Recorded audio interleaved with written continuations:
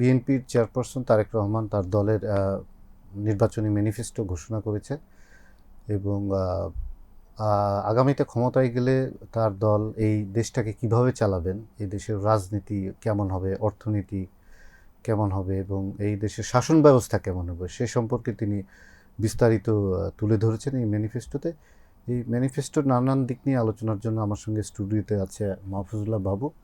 বাবু, মোটা দাগে যদি আপনাকে বলি যে 8টা বা 10টা যে বিষয়গুলো ম্যানিফেস্টোতে উঠে এসেছে, আপনার কাছে কি মনে, কোন বিষয়গুলো প্রাধান্য দিয়েছে? আমি ম্যানিফেস্টোটার দুইটা পার্ট, একটা পলিটিক্যাল অ্যান্ড বাংলাদেশের পলিটিক্যাল কালচারের যে বিষয়গুলো সেটা একটা, অ্যাডমিনিস্ট্রেটিভ পার্ট সহ সেটা যদি বলি, আর economic part which is very important right now. রাজনৈতিক যে ইশতেহারটা, এটা আসলে একটা উদার মধ্যপন্থী যে অবস্থান বিএনপির, সেটিরই একটা রিফ্লেকশন, যে এখন দেখা যাচ্ছে যে বাংলাদেশ কোন পন্থী হবে।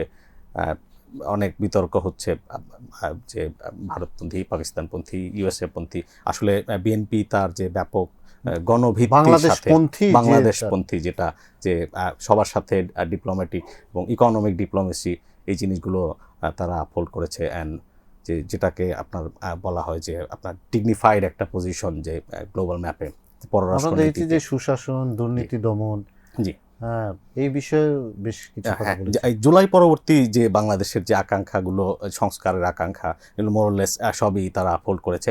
দুদকের সংস্কার করা, পরিবেশ সম্পর্কে যে বিষয়গুলো এসছে, প্রশাসনিক সংস্কার করা, কৃষক কার্ড, তারপরে হচ্ছে ফ্যামিলি কার্ড কিন্তু এখনও আছে দেশে, রাফলি 60-70 হাজার ফ্যামিলির মতো বোধ হয় এই যে সুবিধাগুলো পাচ্ছেন। এটা আসলে বলা হচ্ছে যে 50 লাখ ফ্যামিলিকে দিয়ে আপনার এটা প্রোগ্রামটা শুরু হবে, যারা তারা প্রতি মাসে পরিবারের নারীরা এটা দায়িত্বে থাকবেন বা এটা রেসিপিয়েন্ট হবেন, 2 থেকে 2.5 হাজার টাকার একটা বেনিফিট তারা পাবেন। আপনি কি মনে করেন বাস্তবায়ন করা যাবে? কিন্তু করতে গেলে তো একটু বিশাল অঙ্কের, প্রত্যেকটাই বাস্তবায়নযোগ্য, কিন্তু বাস্তবায়নের চ্যালেঞ্জ অনেক। লোকজনের সঙ্গে কথা বলেছি, এক্সপার্টদের সঙ্গে, তারাও বলছেন যে এটি বাস্তবায়নযোগ্য, কিন্তু এর জন্য ফ্যামিলি কার্ড অনেক ভালো একটা পদক্ষেপ এবং এটা বছরে মোটামুটি আপনার 1.5 লাখ কোটি টাকার মতো বার্ষিক। এত মোটা অঙ্কের অর্থ সংকুলন হবে কিভাবে? ট্যাক্স টু জিডিপি রেশিও, যেটি আমাদের 7%-এরও নিচে নেমেছে, one of the lowest in the world. এখানে তারা যে ongoing effort to overhaul the tax administration and taxation system, সেটা তারা কন্টিনিউ করবেন, যাতে 2035 সালের মধ্যে আমাদের ট্যাক্স টু জিডিপি রেশিও আপনার 15%-এ যায়। এখন যেটা ট্যাক্স কালেকশন হচ্ছে, তার চাইতে বহুগুণ বাড়ানোর টার্গেট, কারণ জিডিপিটাও বাড়ছে একদিকে, আবার তার ডাবলেরও বেশি হচ্ছে পার্সেন্টেজে গ্রো করবে। আই মিন যে 6.5-7 থেকে এটা 15%-এ উন্নীত করা, যদি তারা করতে পারেন।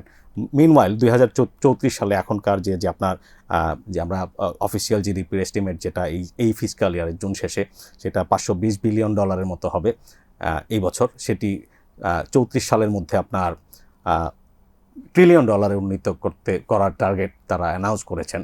অর্থনীতিবিদরা যে লাস্ট কাপল অফ মান্থস তারা এগুলো নিয়ে কথা বলছেন, যে আসলে যে 6-6.5-এর বেশি আসলে এই স্ট্রাকচার নিয়ে এটা করা যাবে না। এই স্ট্রাকচার যে ইকোনমিক যে ওভারঅল স্ট্রাকচার, এটিকে আসলে যদি আমূল পরিবর্তন করতে হবে, কর থেকে শুরু করে, অ্যাডমিনিস্ট্রেশন থেকে শুরু করে, আপনার যে গভর্নেন্স স্ট্রাকচার সবচেয়ে ইম্পর্টেন্ট, যে তার উপরে আপনি জানেন যে ফাইন্যান্সিয়াল সিস্টেমে কত বড় আপনার একটা লুপহোল সৃষ্টি হয়ে আছে ব্যাংকিং সিস্টেমে।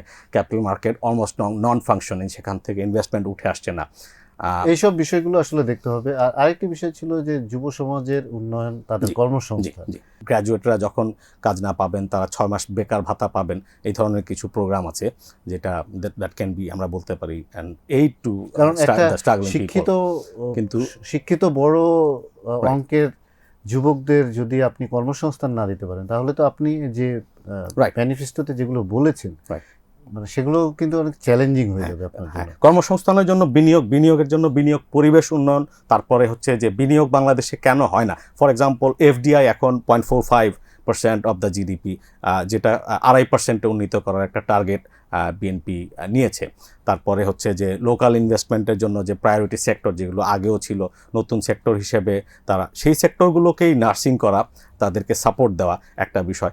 তার পাশাপাশি হচ্ছে যে আইটি, আর লং টার্মে যে স্কিল, বাংলাদেশের একটা প্রবলেম। ক্লাস 12 পর্যন্ত ম্যান্ডেটরি হচ্ছে যে একটা টেকনিক্যাল স্কিল। অর্থনৈতিকভাবে লিফটিং করার জন্য আসলে কি ধরনের পদক্ষেপ নিয়েছে? বাংলাদেশের গাড়িটা যেভাবে এতদিন চলেছে এইভাবে আর চলা যাবে না। ফিসাবিলিল্লাহ যে স্টাইল আমরা বলি, এই স্টাইলে ইকোনমি চালানোর আর কোনো সুযোগ নাই, অ্যাডমিনিস্ট্রেশন চালানোর সুযোগ নেই, ইভেন দ্য পলিটিক্যাল পার্টিজও যদি সেভাবে চলে।